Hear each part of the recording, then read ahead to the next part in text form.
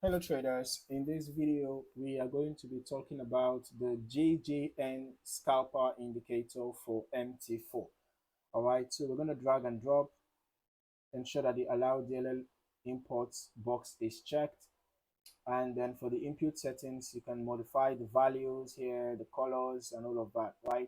So this is how the indicator looks like. It is actually a straightforward indicator that tells us whether to buy or to sell at any given time for any particular time frame. All right, so we can see that the indicator, when we are waiting for a signal, you're going to see wait here, right?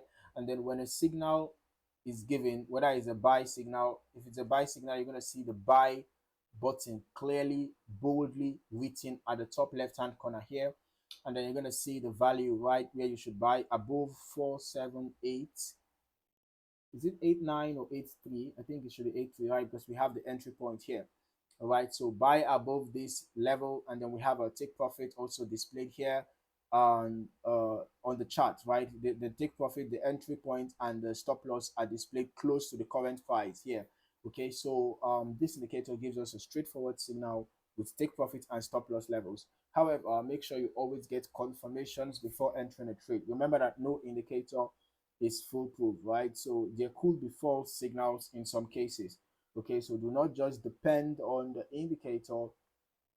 Do not depend on the indicator without any confluence. All right, without any confluence, without any confirmations. Okay, to be on the safer side. All right, so if you found any value in this video, don't forget to like, subscribe, and turn on your notifications so that you don't miss out on more valuable trading content. In the meantime, thank you for watching. See you in the next one.